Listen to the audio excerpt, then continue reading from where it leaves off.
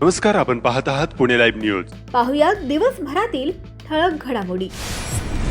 मानवी जीवासाठी अत्यंत घातक आणि शरीराला अपायकारक असणारी गावठी हातभट्टीची दारू तयार करण्यासाठी युरिया, गूळ व नवसागर मिश्रित रसायन तयार करण्याच्या भोसे तालुकाखेड येथील ठिकाणावर पोलिसांनी छापा मारला.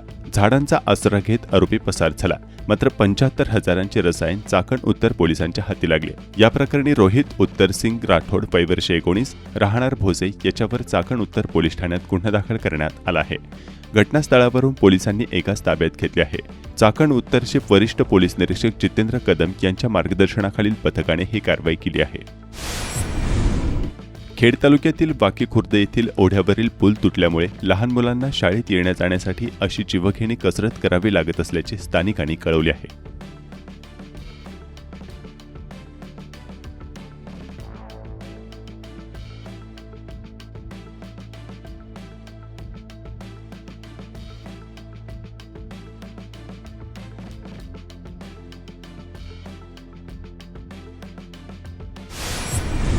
चाकण परिसरात गेल्या काही दिवसांत झालेल्या अतिवृष्टीनंतर चाकण परिसरातील वीज पुरवठा मोठ्या प्रमाणावर विस्कळीत झाला आहे.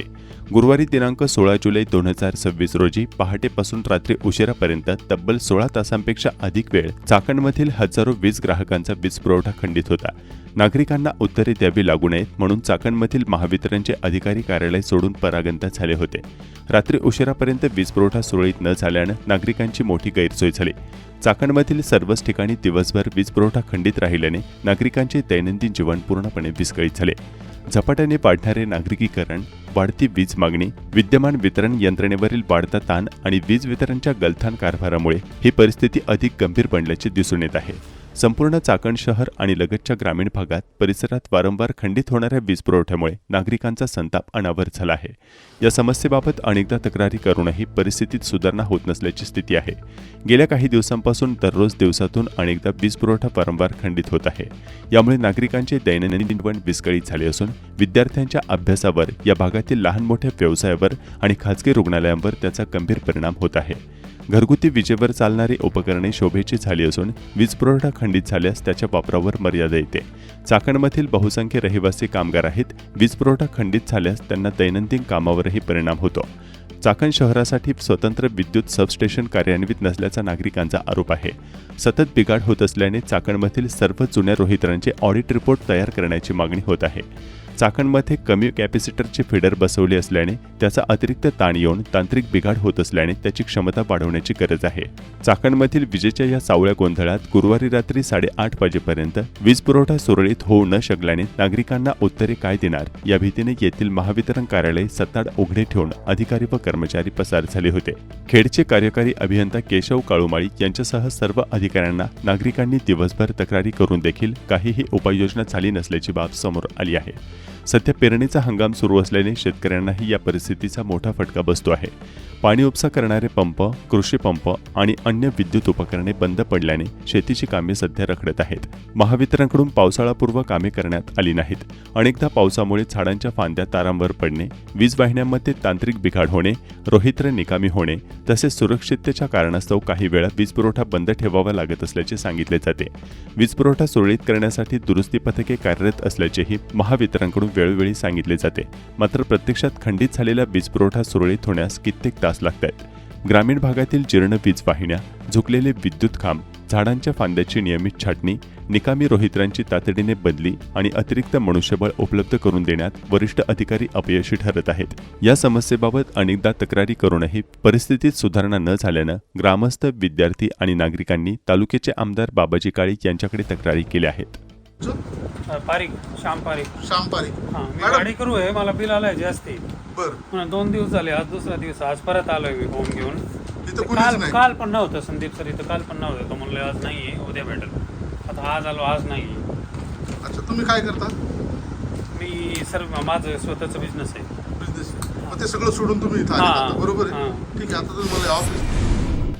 वाढत्या वाहतूक कोंडीवर उपाय म्हणून प्रस्तावित 3 महत्त्वाच्या रस्ते प्रकल्पांचे भूमिपूजन शनिवारी 18 जुलै 2026 रोजी होणार आहे.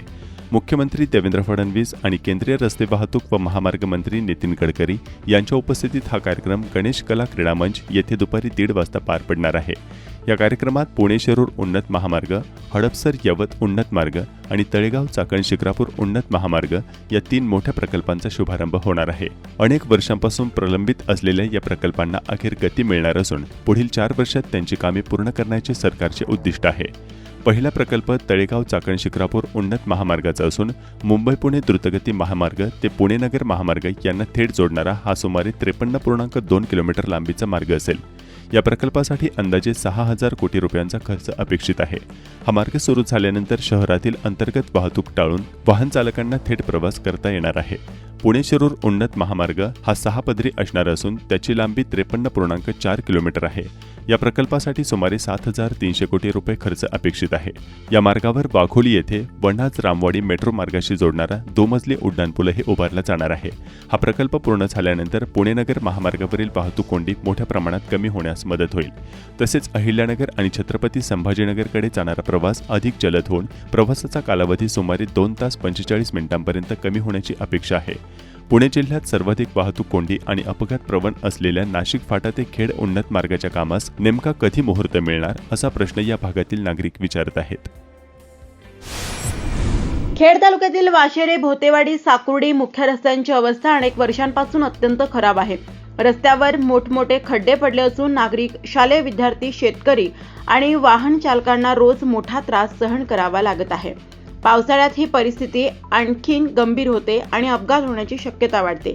या समस्येबाबत अनेक वेळा ग्रामपंचायत व पंचायत समितीकडे पाठपुरावा करूनही अद्याप कोणतीही ठोस कार्यवाही झालेली नसल्याचे वाशेरे गावातील स्थानिक कार्यकर्ते अक्षय ठुबे यांनी पंकज कुडेकर यांनी सांगितले.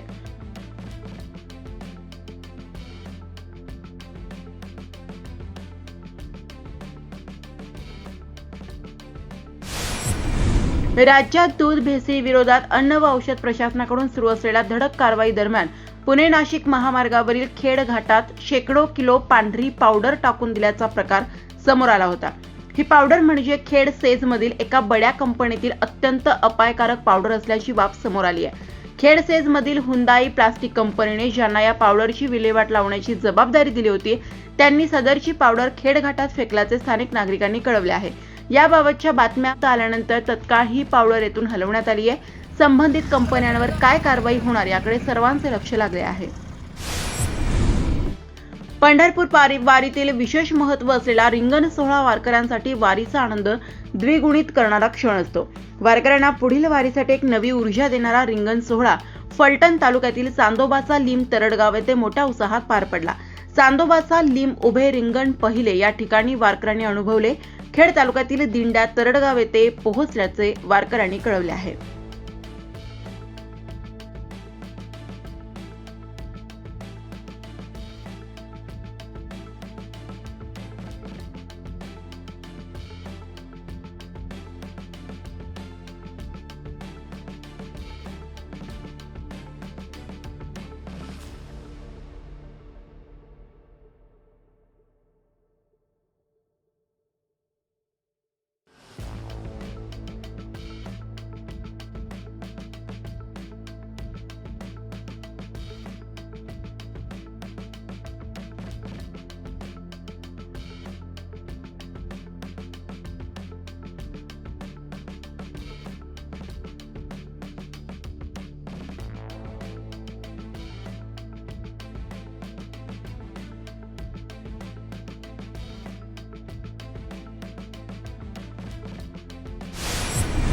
चाकण शहरातील कोहिनूर सेंटर आणि शुभमंगल प्लाझा ही 2 प्रमुख व्यावसायिक संकुले असून येथे दररोज हजारो नागरिक विविध कामांसाठी ये-जा करतात. या ठिकाणी state bank of India, HDFC bank, Punjab national bank, Saraswat bank, federal bank, Pimpri Chinchwad सहकारी बँक, पारसिक जनता सहकारी बँक, शरद सहकारी बँक, विशाल ज्युनियर पतपेढी, येस बँक, चाकण इंडस्ट्रियल असोसिएशनचे कार्यालय तसेच गोकुळ हॉस्पिटल, कोवर हॉस्पिटल आणि अनेक व्यापारी आस्थापना कार्यरत आहेत. या परिसरात दररोज कोट्यवधी रुपयांचे आर्थिक व्यवहार होत असून मोठ्या प्रमाणात नागरिकांची व वाहनांची वर्दळ असते. मात्र इतक्या संवेदनशील परिसरात इमारतीसमोरील पार्किंग परिसर, मुख्य प्रवेशद्वार आणि सार्वजनिक रस्ता कव्हर करणारी प्रभावी CCTV यंत्रणा नसल्याने सुरक्षेचा गंभीर प्रश्न निर्माण झालाय. या भागातून वाहन चोऱ्या देखील मोठ्या प्रमाणावर होत आहेत. अलीकडील काळात सायबर फसवणूक, बँक व्यवहाराशी संबंधित गुन्हे, वाहन चोरी, संशयास्पद हालचाली आणि इतर गुन्ह्यांच्या तपासात सीसीटीव्ही फुटेज महत्त्वाची भूमिका बजावत आहेत. मात्र या परिसरात सार्वजनिक स्वरूपातील कॅमेरे उपलब्ध नसल्याने तपास यंत्रणांनाही अडचणींचा सामना करावा लागू शकतो. स्थानिक नागरिक, व्यापारी आणि ग्राहकांनी संबंधित इमारत व्यवस्थापन, व्यापारी संघटना आणि स्थानिक प्रशासनाकडे कोहिनूर सेंटर व शुभमंगल प्लाझा समोरील संपूर्ण पार्किंग क्षेत्र, प्रवेश मार्ग आणि मुख्य रस्ता कव्हर करणारे उच्च दर्जाचे नाईट व्हिजन सीसीटीव्ही कॅमेरे तातडीने बसवावेत अशी मागणी केली आहे. सुरक्षित चाकणसाठी सार्वजनिक ठिकाणी सक्षम सीसीटीव्ही यंत्रणा ही आता पर्याय नसून गरज बनली आहे अशी भावना नागरिकांकडून व्यक्त होत आहे. खेड तालुक्यात नद्यांच्या पात्रात मोठ्या प्रमाणावर अनधिकृत बांधकामे उभी राहत आहेत. त्यामुळे नुकत्याच झालेल्या पावसाने काय स्थिती होते याचे धक्कादायक चित्र समोर आले होते.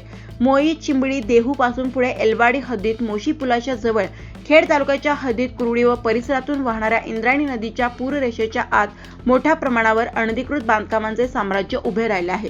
शासनाच्या नियमांना हरताळ फासत नदीपात्रात भराव टाकून प्लॉटची सर्रास विक्री होत असून त्यावर थेट इमारती उभारल्या जात आहेत.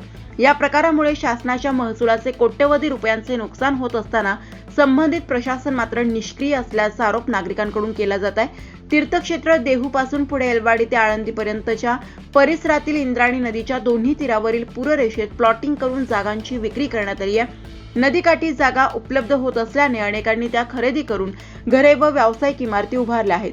नदीपात्रात शेकडो ट्रक मुरुम, डबर व माती टाकून भराव करण्यात आला असून काही ठिकाणी व्यावसायिक शेड उभारून व्यवसाय सुरू करण्यात आल्याचेही दिसून येत आहे.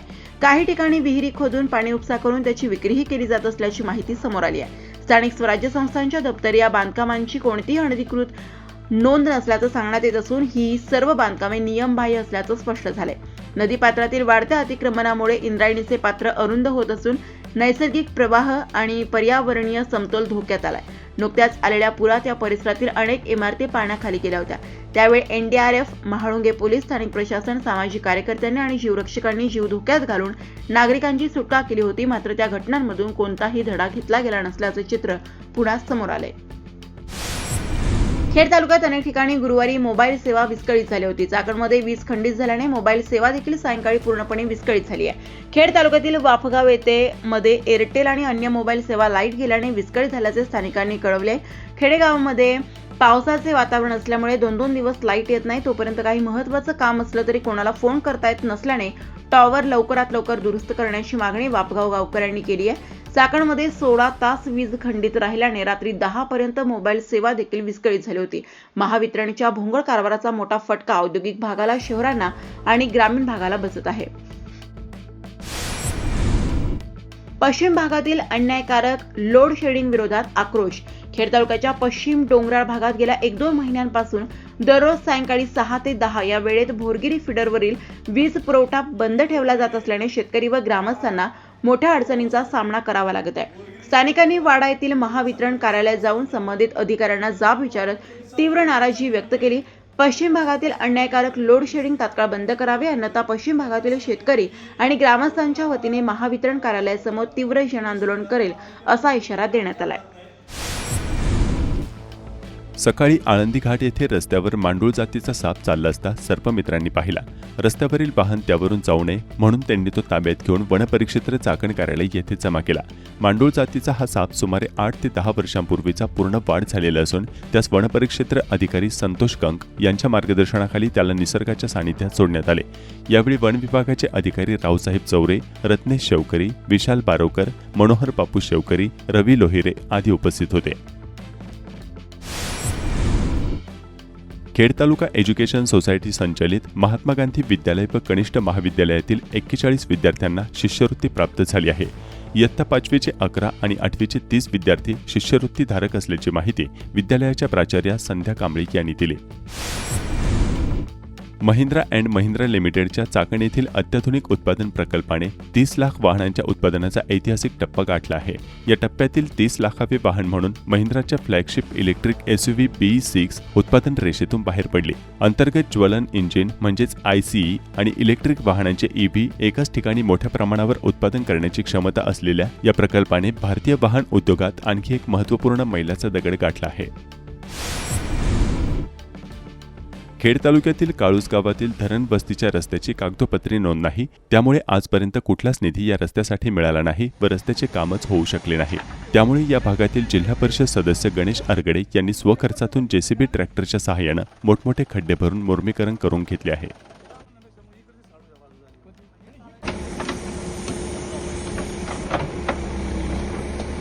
माझे नाव नवनाथ तुषराम जाधव, मुक्काम पोस्ट काळूस, राहणार धरण वस्ती।